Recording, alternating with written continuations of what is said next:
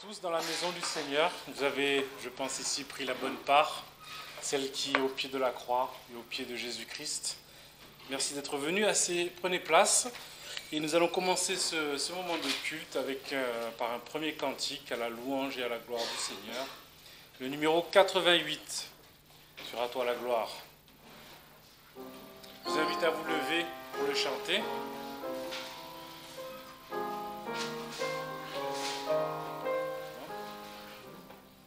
Ensemble. Je crois au Dieu vivant, des cieux le Créateur. Je crois qu'il est le Tout-Puissant, le seul Seigneur. Je sais qu'il est amour, il m'aime et me conduit. Il est ma force et mon secours, mon seul appui. Je crois au Fils de Dieu, Jésus le seul Sauveur. Je crois qu'il est venu des cieux pour nous pécheurs. Il est mort sur la croix, il sort du froid tombeau. Oh joie, il vit et règne en moi, il vient bientôt. Je crois au Saint-Esprit, le grand consolateur. Je crois que des divins écrits, il est l'auteur. Il a scellé ma foi, il me guide et m'instruit. Marie, Jésus habite en moi, par lui je vis. Amen. Je vais prier pour ce moment. Seigneur, si nous sommes réunis ce matin dans ta maison, c'est bien pour la gloire de ton nom, Seigneur. Toi qui es le Dieu des dieux, le Seigneur trois fois saint.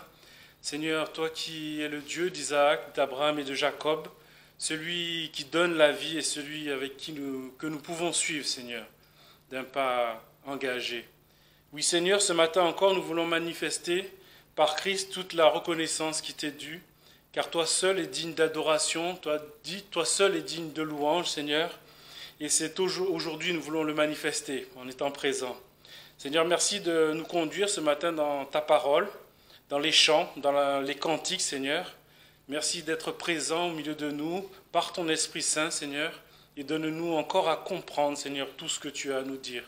Seigneur, que ta parole, Seigneur, soit divulguée, Seigneur, enseignée et comprise, Seigneur, par ton Esprit Saint, et qu'aujourd'hui, Seigneur, nous puissions vraiment prendre conscience, Seigneur, de tout ce que tu as fait pour nous et que tes promesses sont encore viables. Seigneur, je te bénis et je t'ai prié pour ta gloire. Au nom de Jésus. Amen. Asseyez-vous. On va poursuivre avec un autre cantique, le numéro 67, à l'agneau sur son trône. Bien sûr, nous sommes venus pour louer le Seigneur et, comme vous l'avez entendu, lui seul est digne d'adoration et de louange. Nous allons le louer.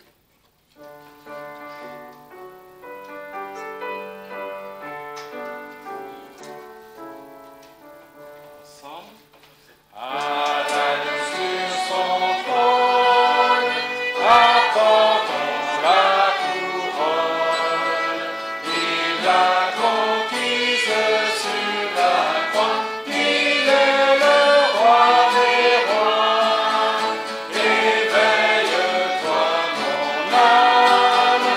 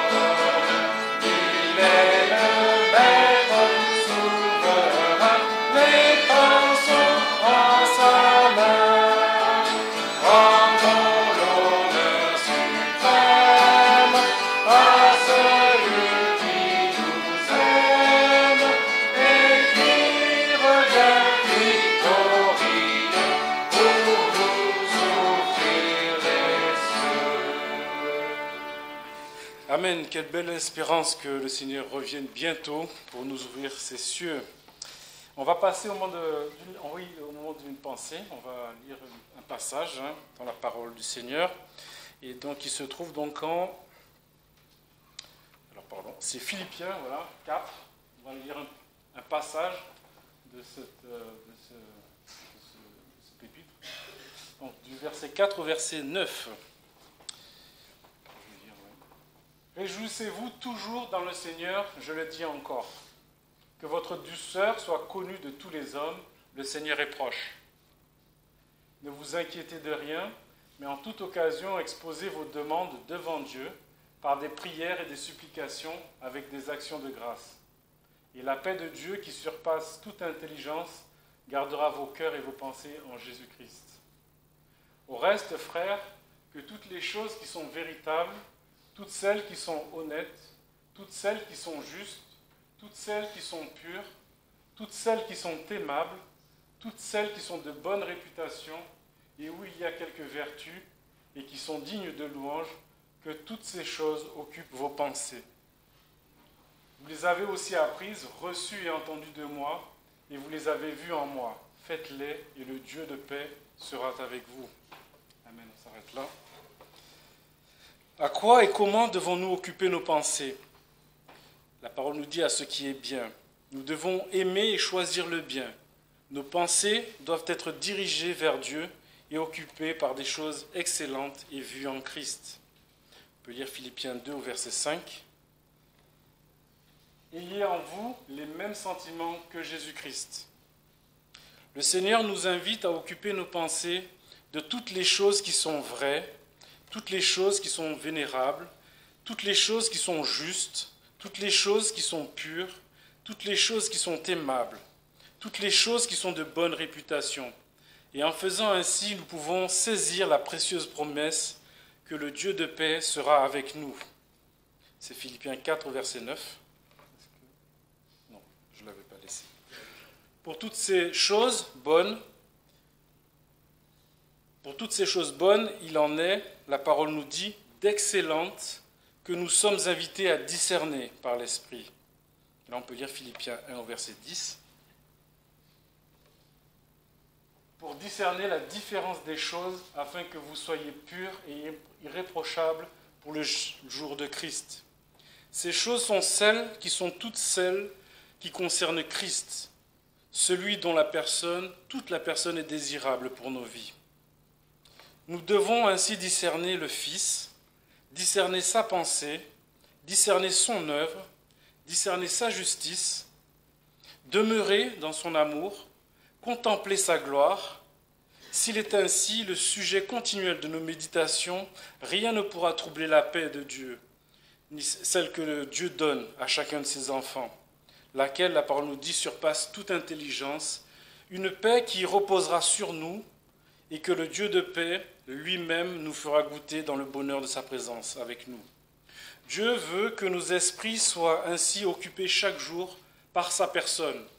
On va lire 1 Pierre 1 au verset 8.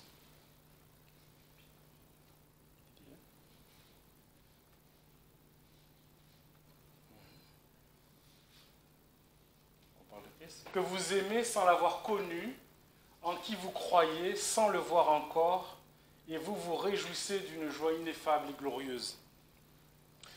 Occupons-nous de ces choses, les choses vraies. La parole nous dit Jésus est la vérité et la vie. Jésus est la vérité, c'est Jean 14, verset 6. Jésus lui dit, je suis le chemin, la vérité et la vie, personne ne vient au Père que par moi.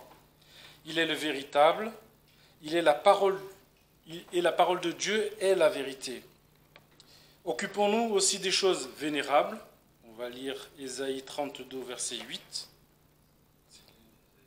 Alors j'ai mis plutôt un petit peu après. Donc on peut le lire en Ésaïe 32, verset 8, vous le lirez. Qui est dit, le vénérable, les choses vénérables, Dieu est digne de tout respect. Et on va lire plutôt Apocalypse 5 au verset 9. C'est celui-là. Voilà, parfait. Voilà ce qu'il dit. Et il chantait un cantique nouveau, disant, tu es digne de prendre le livre et d'en ouvrir les sceaux, car tu as été immolé, et tu nous as rachetés à Dieu par ton sang, de toute tribu, de toute langue, de tout peuple et de toute nation. On parle bien sûr de Jésus. Occupons-nous aussi des choses justes. La vraie justice est liée à Christ qui a été le juste. On peut lire 1 Jean 2 au verset 2. C'est lui qui est la propitiation pour nos péchés, et non seulement pour les nôtres, mais aussi pour ceux du monde entier. Ce sont aussi les choses honnêtes, équitables et droites. Occupons nos esprits aussi des choses pures.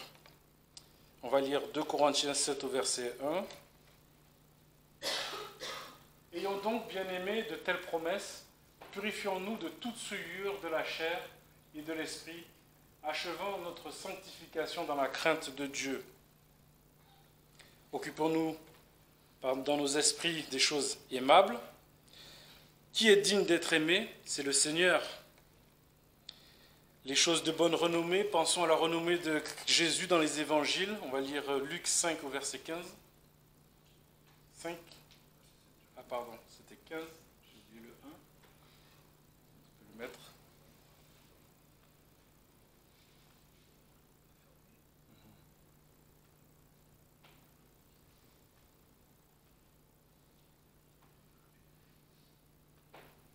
Luc 5, 15.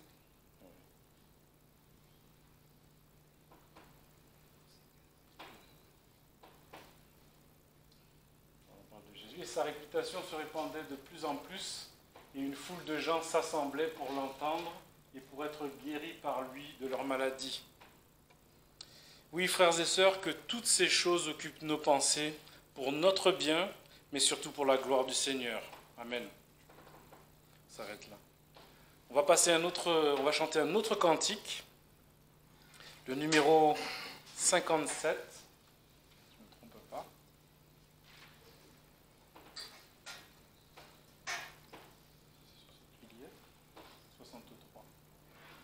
Là, c'est le 63, pardon. Bien sûr, vous le savez, rien n'est comparable à l'amour du Seigneur. C'est ce cantique qui a une valeur toute particulière pour moi, c'est pour ça que je l'ai choisi.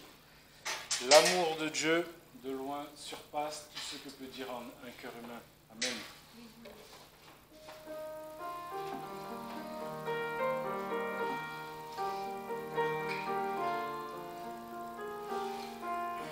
Ensemble.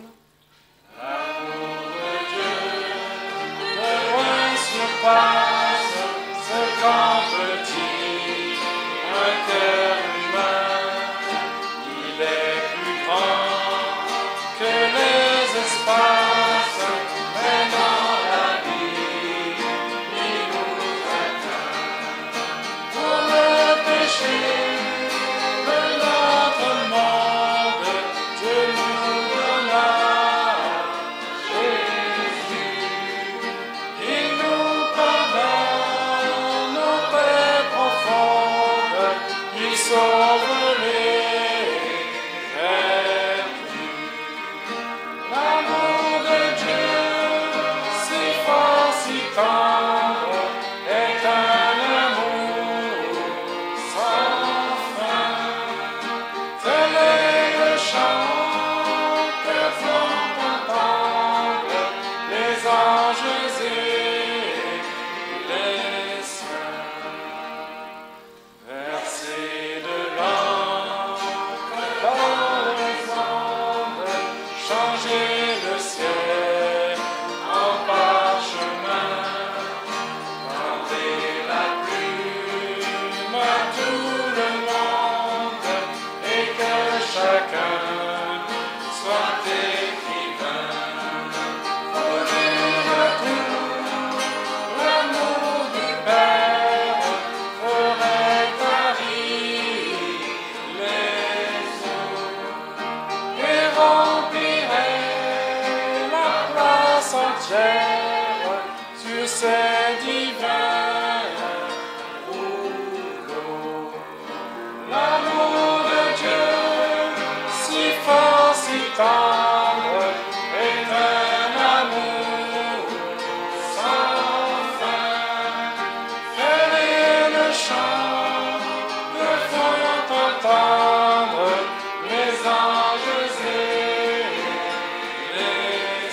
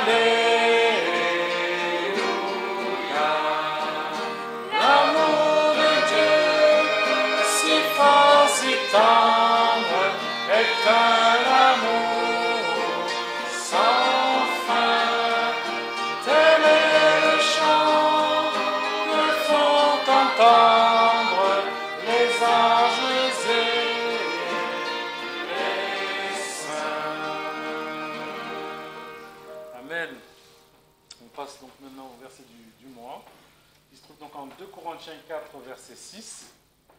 Car le Dieu qui a dit que la lumière resplendisse au milieu des ténèbres est celui qui a resplendi dans nos cœurs pour faire briller la lumière de la connaissance de la gloire de Dieu en la personne de Jésus-Christ.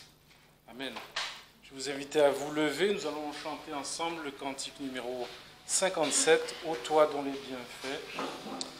Dieu est le même hier, aujourd'hui et éternellement. Ces promesses sont encore valables pour chacun de nous.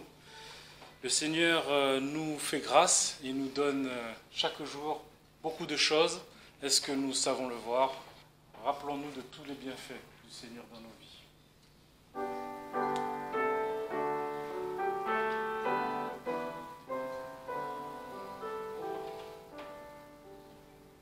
Ensemble. Oh, toi qui es bienfait, ne tarisse jamais, ô Dieu de paix. Pour louer tes présences, unissent tes enfants, écoute leurs accents reconnaissants. Pour compléter ta main, ô Dieu en nous, meilleur, change nos cœurs. Nous voulons te bénir, nous voulons te servir, t'aimer à t'obéir, notre plaisir. Ainsi conduit par toi, vivant selon ta loi, ô notre roi. Vers le ciel radieux, séjour des bienheureux, nous marcherons joyeux, toujours joyeux. Amen. J'avais commencé à le partager à la réunion de prière cette semaine, ce texte, en donnant les grandes lignes. On va avoir une lecture un peu commentée. Voilà, parce que là, il y a 30 versets à lire. Je ne vais pas lire les 30 versets et puis après commencer l'étude. On va avancer ensemble dans le récit. Et puis, on tirera 2 Chroniques, chapitre 20, à partir du verset 1. 2 Chroniques, chapitre 20, verset 1. Je vais prier avant et que le Seigneur bénisse sa parole. Seigneur, merci de ce que tu as des projets de paix, non de malheur pour tes enfants. Et quand il nous faut passer par des épreuves, eh bien, il y a un sens, il y a un but, il y a une transformation de notre être. Et il y a ta gloire et la bénédiction qui en découle. Alors Seigneur, nous te demandons que dans nos vies, dans nos épreuves, dans nos oppositions, dans nos attaques, eh bien, tu sois glorifié. Comme on l'a entendu aussi, de simplement de ne pouvoir que compter et crier à toi, et toi seul, tu exauces. Merci de bénir ce texte, qu'il suscite, qu'il raffermisse, qu'il développe la foi dans nos cœurs en Jésus-Christ. Amen. Donc voilà, 2 Chroniques chapitre 20, à partir du verset 1. Il arriva après cela que les enfants de Moab et les enfants d'Ammon, car avec eux il y avait des Ammonites, vinrent contre Josaphat pour lui faire la guerre. On vint donc le rapporter à Josaphat en disant « Il vient contre toi une grande multitude d'au-delà de la mer, de Syrie, et les voici à Hatsatson, Tamar, qui est En-Gedi. » Alors je m'arrête là, parce que c'est l'introduction simplement. Voilà, Josaphat est roi, il avait entrepris des réformes salutaires, et il marchait avec le Seigneur, et voilà qu'au lieu de voir la bénédiction se développer, les progrès, les fruits dans la nation, voilà que l'ennemi arrive comme une grande multitude, Qu'est-ce que ça peut être pour nous, une grande multitude? Eh bien, toutes les choses qui peut-être se dressent, l'avenir. On ne peut pas imaginer à quel point l'avenir pourrait être difficile.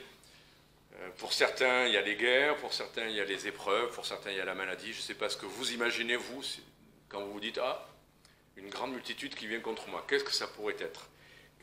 Ben oui, pour beaucoup, c'est une maladie, une épreuve. Quoi qu'il en soit, quelle va être la réaction de Josaphat à cette épreuve qui arrivait, qui le dépasse certainement, hein. Tout d'abord, verset 3, « Alors Josaphat craignit. » S'il n'avait pas craint, je pense qu'il aurait été inconscient ou arrogant. Quand on voit une grande multitude qui vient contre nous, qui viendrait en disant, c'est comme voilà, vous voyez arriver un tsunami et vous vous dressez devant le tsunami, mais vas-y, viens, je t'attends. On peut faire ça devant une petite vague. Je sais quand l'été, on pourrait faire ça, une petite vague, on s'amuse, on dit à la vague, viens, c'est une petite vague de 1 mètre, pas beaucoup de risques. Mais là, c'est une grande multitude, une grande épreuve. On ne parle pas d'une petite difficulté quotidienne, passagère, une grande épreuve qui vient. Josaphat craignit. Mais il n'y a pas de mal à craindre quand quelque chose est trop pour nous. Mais sa réaction, et c'est ça qui est salutaire, il se disposa à rechercher l'Éternel et il publia un jeûne pour tout Juda. Voilà la bonne réaction. La crainte est légitime, mais la réaction, c'est ni de s'enfuir, ni de commencer à échafauder des plans ou à se tourner à gauche, à droite pour trouver qui c'est qui va nous aider. Parfois, des rois ont fait appel à l'Égypte. C'était la pire erreur, de s'appuyer sur un roseau percé qui transperce la main. Mais lui, il est venu au Seigneur, simplement. Il s'est disposé à rechercher l'Éternel. Voilà. Il marchait avec Dieu, mais là, face à cette épreuve, il savait qu'il avait besoin vraiment de s'approcher de Dieu. C'est le réflexe qu'on doit tous avoir. Et il publia un jeûne pour tout Juda. Il était roi de Juda. Il publie parce qu'il sait que l'épreuve ne le touche pas que lui personnellement, elle va toucher toute la nation. Donc, c'est la chose à faire. Et qu'est-ce qu'il va faire? Rechercher l'Éternel. Pourquoi faire? Eh bien, verset 4, Juda s'assembla donc pour demander du secours à l'Éternel. Alors, c'est peut-être pour ça que j'ai intitulé ce message, c'est un SOS.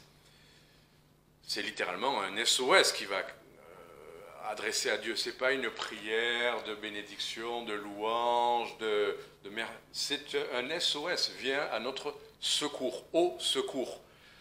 Voilà, et notre sœur nous a partagé ce qui lui est arrivé, et je sais que eux deux prient, ils aiment le Seigneur, ils sont pieux, ils vivent dans l'obéissance, mais il arrive quand même des épreuves qui nous dépassent, et les larmes sont légitimes dans la douleur, et quelque chose où il n'y a plus que la prière au secours. Et la prière au secours, c'est pas, ne cherchons pas qu'est-ce qui m'arrive, j'ai mal fait, c'est juste au secours. Voilà, on crie au Seigneur pour qu'il vienne à notre secours.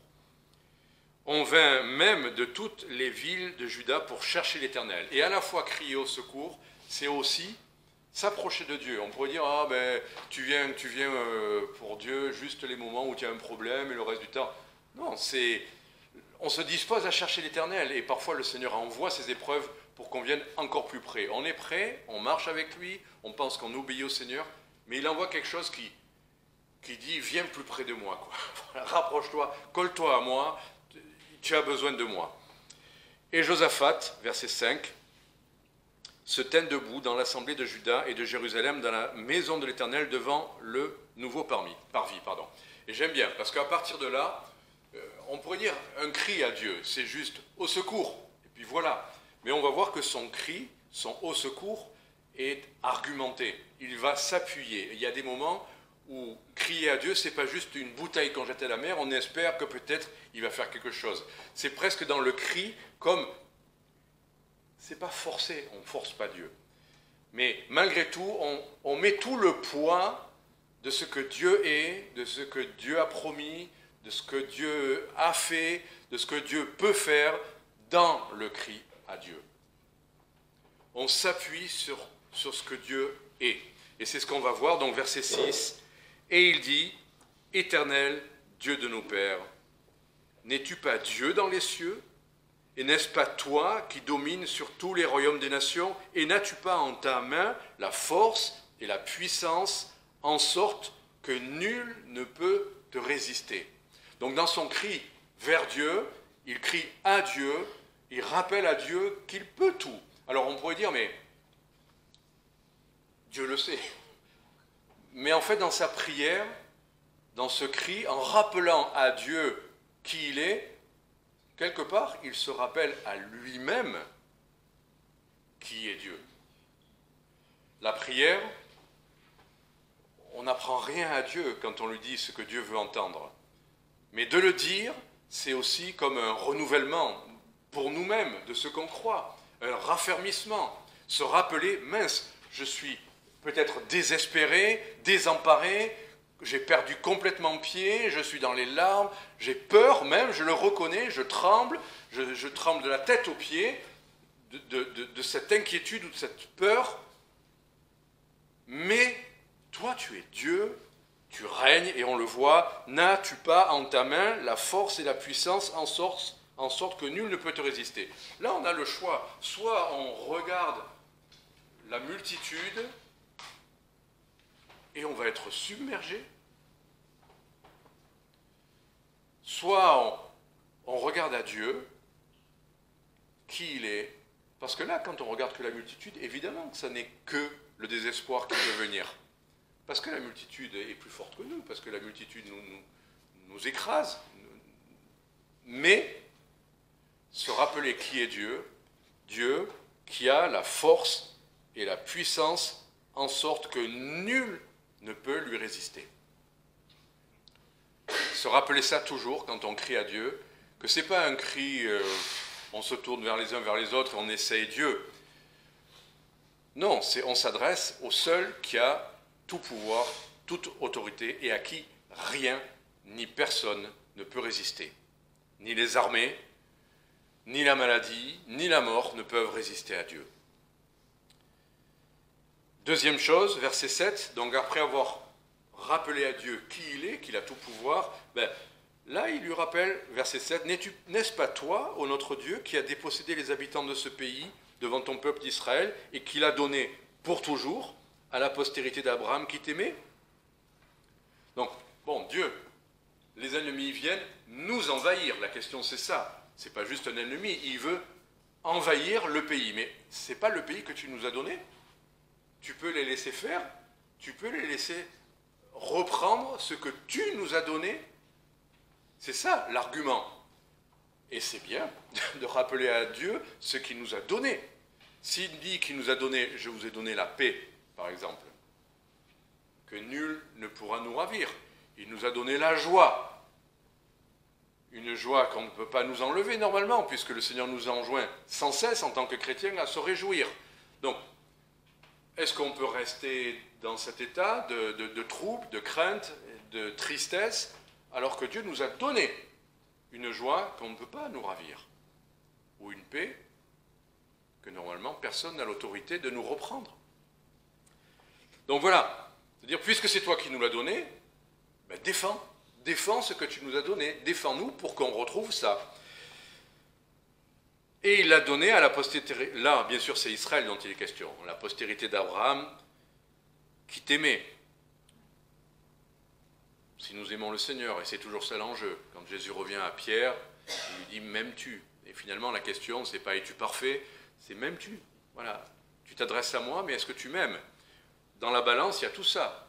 Je te l'ai promis, je l'ai promis à Abraham parce que Abraham m'aimait, et parce que je l'aime, et parce que j'ai des projets pour lui. Verset 8, ils l'ont habité, ils t'y ont bâti un sanctuaire pour ton nom en disant, s'il nous arrive quelque mal, l'épée, le jugement, la peste ou la famine, nous nous tiendrons devant cette maison. Là, il s'agissait du temple. Devant cette maison, en ta présence, car ton nom est en cette maison, et nous crierons à toi dans notre détresse, et tu exauceras, et tu délivreras. Voilà, s'adresser à Dieu. Le Seigneur, dans le Nouveau Testament, nous dit, approchez-vous avec assurance du trône de la grâce. Pourquoi? Pour être aidé. Rappelez-vous vos traductions. Vous connaissez le verset par cœur. Pour être secouru dans nos besoins. Secouru dans nos besoins. Et si le besoin, c'est la détresse, ben, il faut que le Seigneur nous secoure. Donc, et là, comment dire, le Seigneur le savait, puisque c'est même dans ses promesses, il a dit, quand vous serez dans la détresse, vous viendrez à mon sanctuaire et vous crierez à moi dans votre détresse. Et là, il y a la promesse qu'à ce moment-là, ce n'est pas pour rien. Je relisais dans Ésaïe que Dieu ne nous demande pas de le chercher en vain.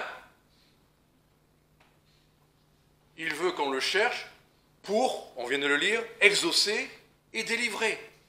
Donc, on vient crier à lui pour l'exaucement et pour la délivrance, d'une manière ou d'une autre.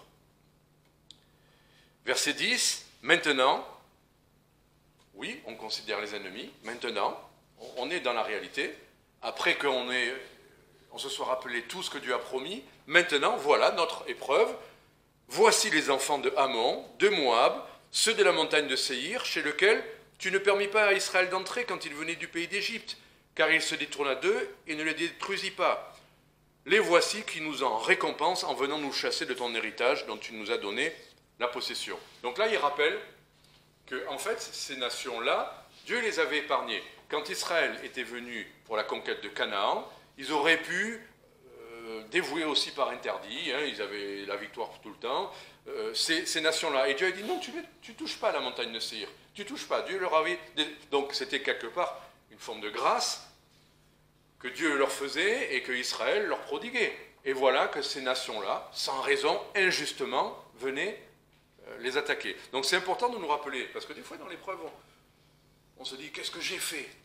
C'est ce que les gens du monde disent, qu'est-ce que j'ai fait au bon Dieu? Et le réflexe, c'est toujours, si j'ai une épreuve, qu'est-ce que j'ai fait de mal? Mais des fois, c'est pas qu'on a fait quelque chose de mal. Voilà, on cherche le Seigneur. Si le Seigneur a besoin de nous dire qu'on a fait quelque chose de mal, il se chargera de nous le dire. Mais là, en l'occurrence, c'était profondément injuste, ce qui leur arrivait. Et on pourrait dire, mais c'est injuste, pourquoi il m'arrive ça? Pourquoi j'ai cette épreuve? J'ai rien fait pour ça. On peut trouver que, par exemple, on a des problèmes de sucre dans le sang parce qu'on mange beaucoup trop de gâteaux. On le sait, on n'a pas besoin, d'accord? Mais il y a plein de choses qui nous arrivent, on n'y est pour rien. Jacqueline n'a pas cherché à avoir ce qu'elle avait. Elle n'a rien fait pour. Elle n'a rien... Bon, voilà. Donc il y a des choses qui nous arrivent, on peut dire, mais c'est injuste. Enfin, injuste dans le sens où nous ne sommes pas coupables pour mériter cette épreuve. Et le Seigneur le sait. Mais il n'empêche, on vient à Dieu lui demander justice.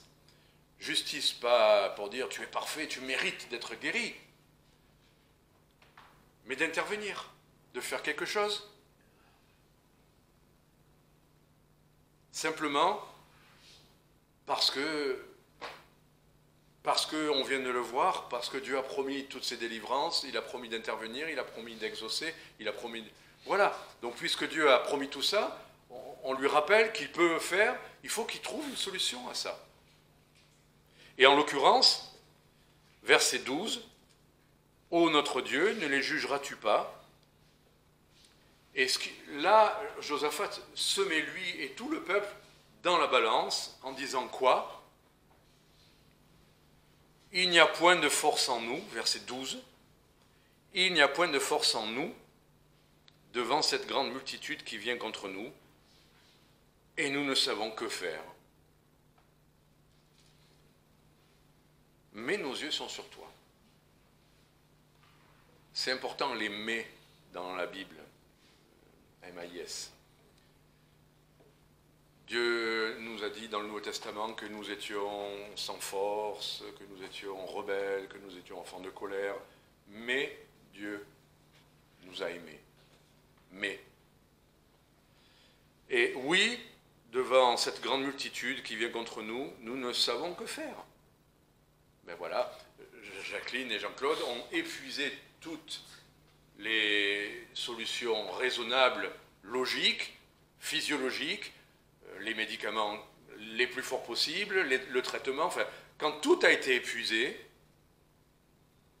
ben ils ne savaient plus que faire.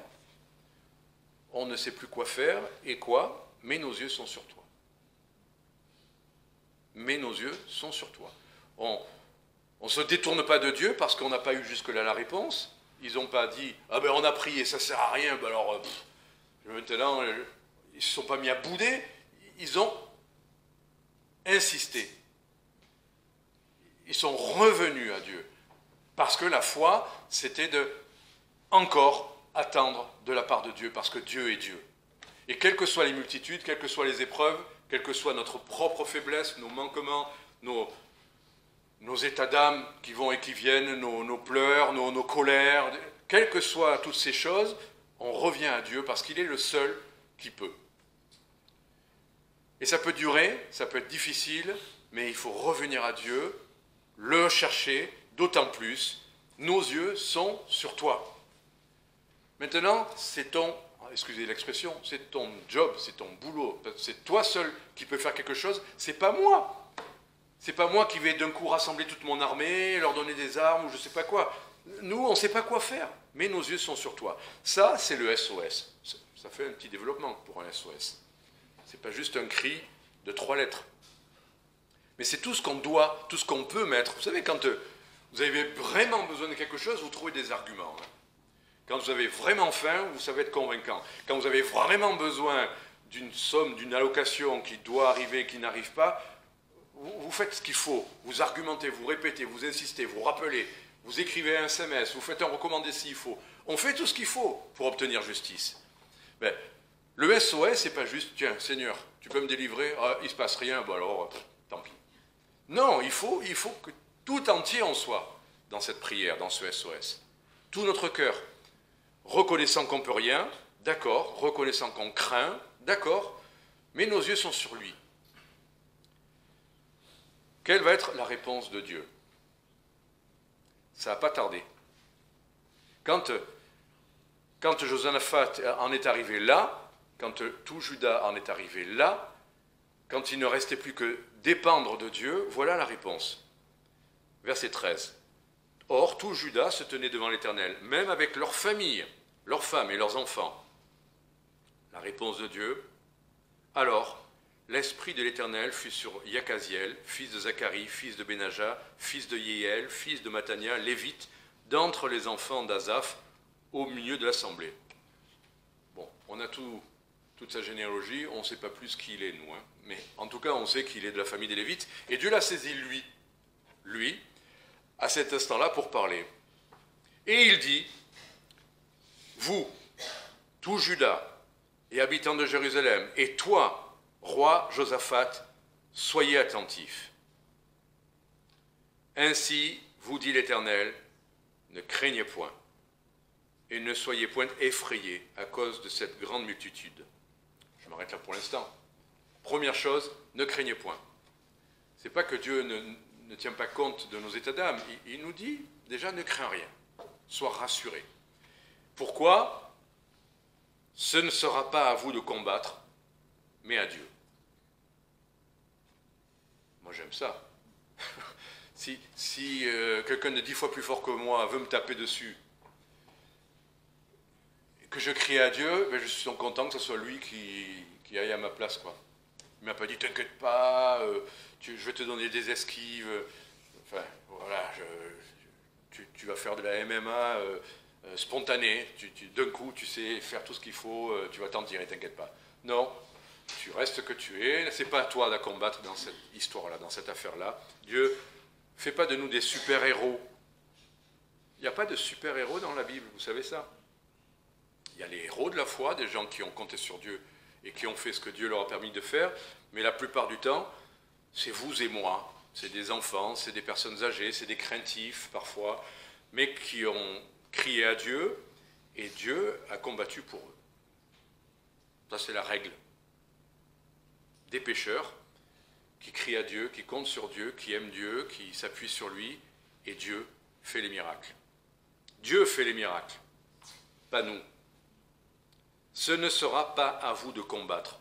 Combien parfois les chrétiens croient qu'ils combattent contre les armées ennemies? Alors oui, il y a dans Éphésiens, il faut prendre les armes, d'accord.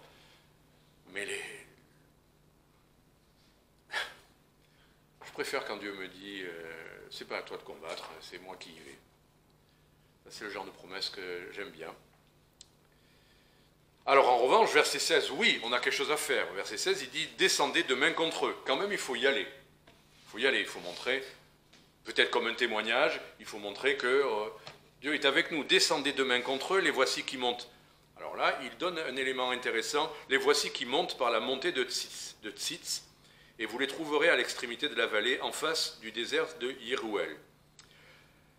Il arrive que le Seigneur, dans une bataille qu'il va remporter, nous donne des indications pour faire la chose qu'il faut. Ce matin, avant de partir, je reconnais que j'ai eu un moment, je ne sais pas pourquoi, au réveil, de crainte dans mon cœur. Je n'avais pas de raison particulière, mais j'avais une crainte dans mon cœur. Et je pensais à l'apôtre Paul, qui a dû passer par une tempête pour aller à Rome. Et dans mon cœur, je disais, mais Seigneur, il devait aller à Rome, il devait être témoin devant les rois, d'accord. Mais voilà, avec le bateau, ça aurait pu très bien se passer, il arrivait là-bas tranquille, pourquoi il y avait besoin d'une tempête au milieu? Et moi, ce matin, je pensais à la tempête, et j'aime pas les tempêtes. J'aime pas être pris au milieu d'une tempête comme Paul pendant plusieurs jours, qu'on perd complètement le nord, qu'on ne sait plus quoi faire, au point qu'on est désespéré. Qui aime ça? En allant au Cameroun, une fois, à l'atterrissage, vous savez, là-bas c'est très humide, enfin, il y a la canopée, je ne sais pas si ça s'appelle comme ça, mais enfin...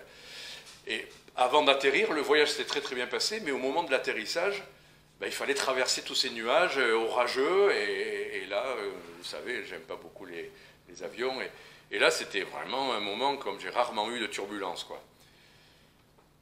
Pourquoi? Bon, j'étais tellement convaincu que peut-être qu'on allait mourir, j'ai dit, Seigneur, qu'est-ce que je fais?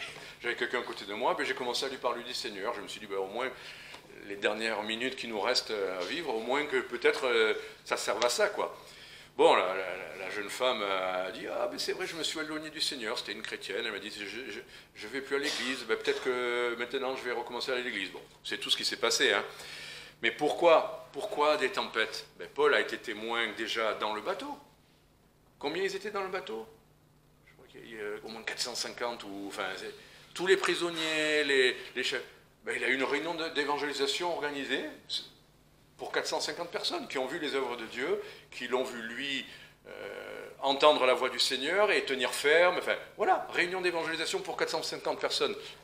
Pas besoin de faire des appels à donation pour organiser ça, pas de prospectus à organiser. C'est Dieu qui a tout organisé.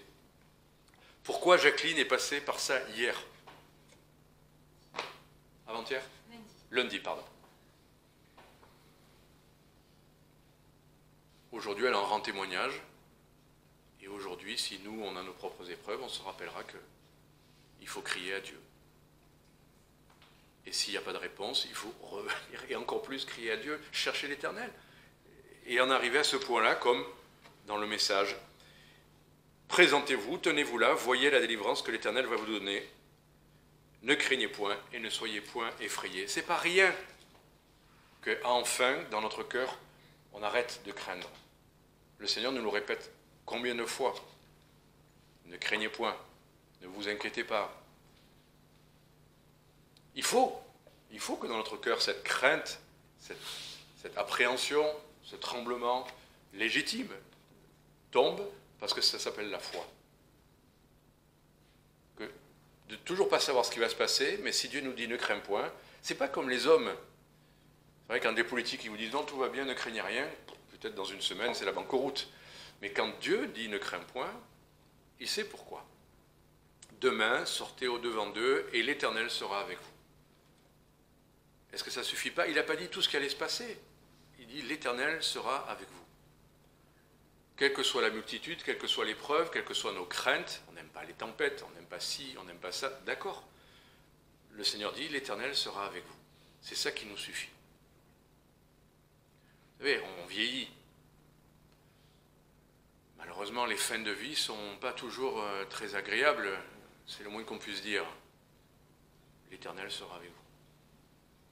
L'Éternel n'a jamais abandonné les cheveux blancs.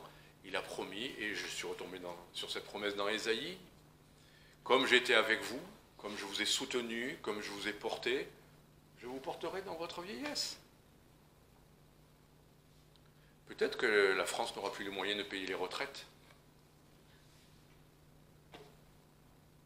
Ah, on endette, hein, on a des milliards et des milliards d'endettement, mais on en est à centaines de milliards. Hein.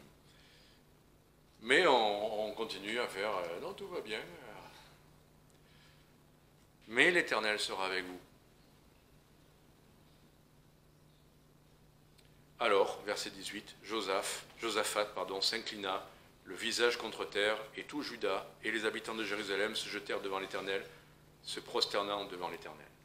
Quand l'Éternel a promis, il ne nous reste plus qu'à nous prosterner et le remercier des promesses qu'il nous fait. Verset 19, les Lévites, d'entre les enfants des Kéatites et d'entre les enfants de Corith, se levèrent.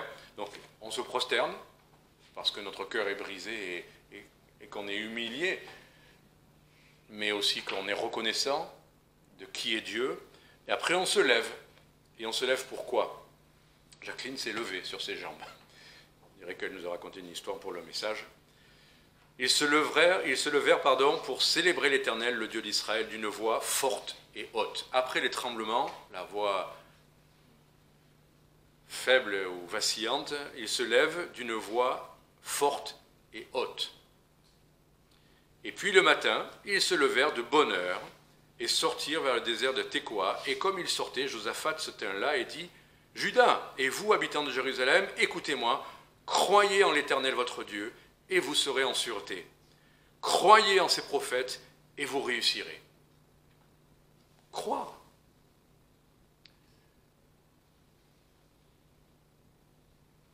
C'est tout. Croyez. Croyez en ses prophètes, croyez dans la parole de Dieu, croyez dans ses promesses, croyez. Et vous serez en sûreté. Et vous réussirez.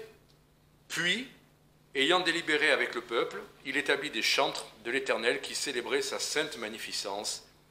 Et marchant devant l'armée, il disait, « Louez l'Éternel, car sa miséricorde demeure à toujours. » Et au moment où ils commencèrent le chant et la louange, l'Éternel mit des embuscades contre les enfants d'Ammon, de Moab, et ceux de la montagne de Séhir qui venaient contre Juda, et ils furent battus.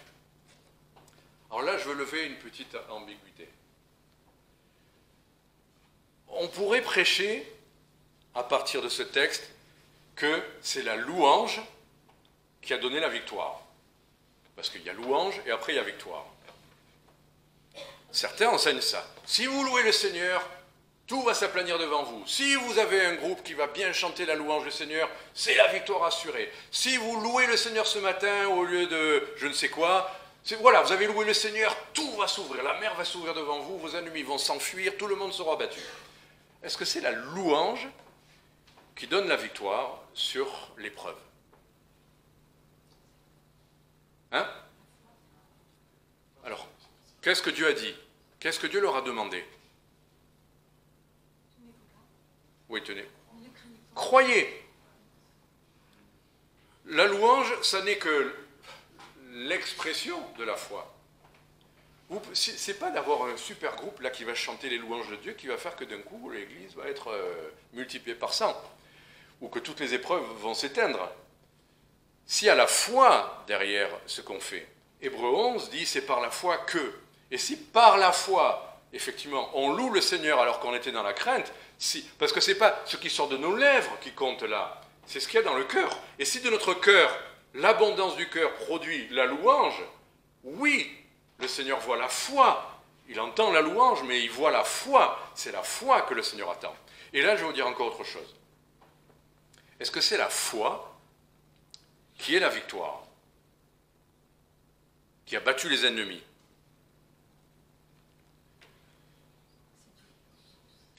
Et là encore, c'est la foi ou la prière n'est pas une puissance, n'est pas en soi une victoire.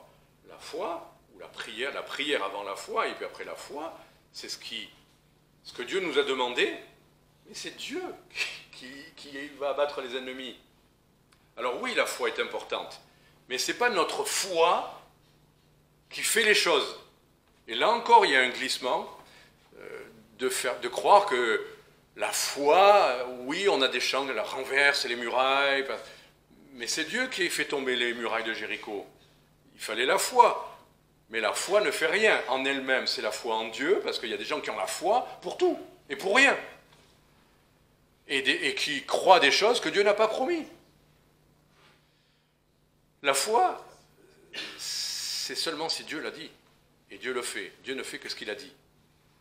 Notre foi en quelque chose ne fait pas l'exaucement, ne fait pas la victoire.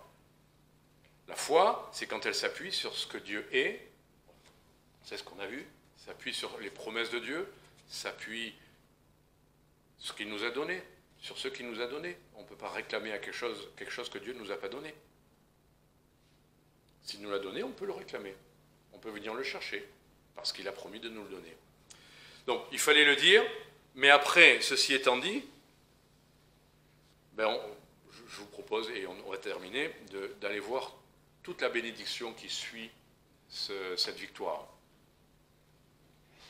Verset 23, « Les enfants d'Ammon et de Moab se levèrent contre les habitants de la montagne de Séhir. » Est-ce qu'on a bien lu, là? Les enfants d'Ammon et de Moab se levèrent contre les habitants de la montagne de Séhir. Ils étaient ensemble et maintenant, deux contre un, ils s'entretuent pour les vouer à l'interdit, les exterminer. On croyait que c'était nous qui allions être exterminés. Voilà que c'est l'ennemi lui-même qui s'auto-détruit. Ils cédèrent l'un à l'autre à se détruire. Alors deux abattent ceux de la montagne de Séhir, et puis après, l'un contre l'autre, ils se détruisent entre eux. Voilà, cette histoire. Qu'est-ce que c'est cette histoire? C'est ce qui s'est passé. Pourquoi? Mais on a vu des armées s'entretuer qui étaient parties ensemble au départ, et puis après qui se lèvent les unes contre les autres. Ils cédèrent l'un l'autre à se détruire. Et quand Juda arrive à la hauteur d'où l'on voit le désert, ils regardèrent vers cette multitude, et bien voici, c'était des cadavres gisant à terre, sans qu'il s'en fût échappé un seul. Ça, c'est une victoire. Ce n'est pas une demi-victoire. Il n'en reste plus un seul. Ainsi, Josaphat et son peuple vinrent pour piller le butin, leur butin, et ils trouvèrent parmi eux, au milieu des cadavres, alors excusez-moi, c'est pas beau, parce que c'est des cadavres gisants, mais des biens en abondance et des objets précieux, et ils en enlevèrent tant qu'ils ne le pouvaient porter, et ils pillèrent le butin pendant 3 jours, car il était considérable. Et le 4e jour, ils s'assemblèrent dans la vallée de bénédiction, car ils bénirent là l'Éternel. C'est pourquoi on a appelé ce lieu, jusqu'à ce jour, la vallée de bénédiction. Alors c'est intéressant. Pourquoi cette épreuve? Pourquoi Jacqueline a traversé ça? Mais derrière, il y a une louange, une abondance de louange à Dieu après coup. C'est comme, là je vous parlais de l'enfantement, mais les douleurs de l'enfantement, on les oublie quand l'enfant est là. La joie de l'enfant qui est là est bien supérieure aux douleurs de l'enfantement. Et là, oui, il y a eu une épreuve, mais la délivrance, la gloire qui revient à Dieu, le butin qu'on en retire, la bénédiction qu'on en retire sont telles qu'on oublie après l'épreuve. Et que oui, on sait que ça a été difficile, mais on peut le raconter sans trembler. On dit oui, ça a été difficile, mais louange à Dieu, sa délivrance est toujours plus grande que l'épreuve. Toujours. Le mot bénédiction, là, je n'ai pas vérifié dans l'hébreu, mais je sais qu'en hébreu, c'est la baraka. Le monde appelle ça la chance, ce n'est pas la chance, c'est la bénédiction. Et là, c'est dans les deux sens, c'est la bénédiction dans le sens Dieu nous a bénis, mais c'est la bénédiction dans le sens où on bénit Dieu. Qu'est-ce que Dieu veut? Qu'on le bénisse, qu'on le loue, qu'on l'aime comme il en est digne. Et des fois, nos vies tranquilles, bénies, sans épreuve, sans difficulté, où les choses se passent comme prévu selon le planning, on rend grâce à Dieu. Mais la bénédiction n'est pas la même. Ah Seigneur, je te remercie de ce que j'ai bien mangé aujourd'hui. On oublie même de dire oh, merci à Dieu de ça. Oh, je te remercie Seigneur de ce que j'ai un toit sur ma tête. En Occident, tout ça, ça nous semble normal. Mais dans bien des endroits, avoir mangé, pouvoir s'habiller, pouvoir se laver, pouvoir être soigné, on bénit Dieu. Mais ici, on bénit pas beaucoup Dieu pour tout ça. On a les allocations, on a des trucs qui nous aident, enfin, un salaire, et puis c'est bien, on travaille. C'est une bénédiction, mais ça, c'est autre chose.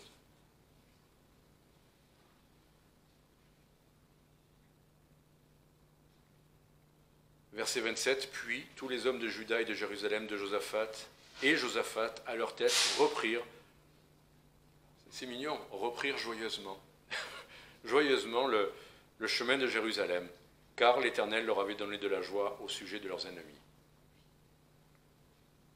Ils entrèrent donc à Jérusalem, dans la maison de l'Éternel, avec des lyres, des harpes et des trompettes. À nouveau la musique, à nouveau les chants, pour louer le Seigneur.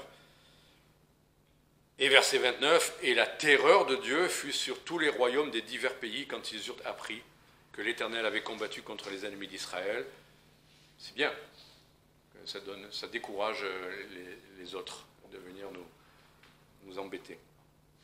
Ainsi, verset 30, et on termine, « Ainsi, le royaume de Josaphat fut tranquille, et son Dieu lui donna du repos de tous côtés. » Après l'épreuve, après la bataille, après la victoire, après la détresse, bien sûr, et le cri, on voit, ils retournent joyeusement, ils vont faire de la musique, ils vont chanter le Seigneur dans le temple, ils reviennent à Jérusalem.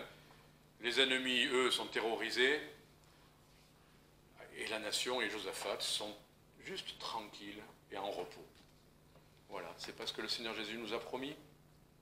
Alors, oui, tout ça, c'est des images, parce que ça, c'est l'Ancien Testament et les chrétiens. Mais vous savez quoi, cette semaine, j'ai eu un petit chant qui m'est revenu à la tête. J'appelle ça un petit chant parce que c'était un chant pour les enfants à l'origine. Quel est qui triomphe du monde? Allez, hein? Ah voilà, quel est celui qui triomphe du monde, sinon celui qui croit? Quel est celui qui triomphe du monde, celui qui croit au Seigneur Jésus-Christ? En Jésus, Fils de Dieu. Ça, c'est beaucoup plus biblique. Voilà, c'est ça. Et après, il y a des strophes. Mais je vous assure, ce petit chant le matin, tout simple, m'a fait tellement de bien, parce que ça, c'est le fondement. Ça, c'est ce que dit le Nouveau Testament. Et je ne l'invente pas, vous le savez. Qu'est-ce que le Seigneur nous a promis? Jean chapitre 16, verset 33. Comme ça, on aura une promesse sur laquelle s'appuyer. Jean chapitre 16.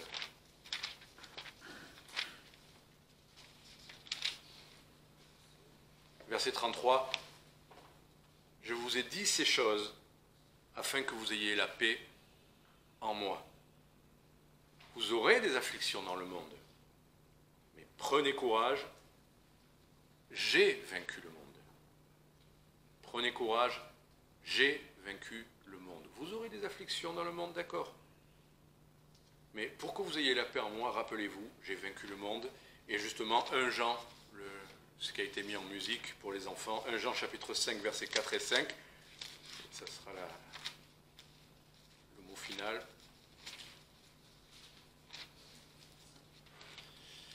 1 Jean chapitre 5, versets 4 et 5, parce que tout ce qui est né de Dieu est victorieux du monde, et la victoire qui a vaincu le monde, c'est notre foi, effectivement, Mais qui est celui qui est victorieux du monde, sinon celui qui croit que Jésus est le Fils de Dieu?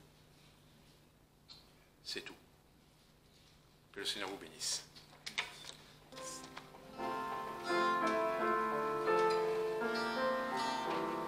Ensemble.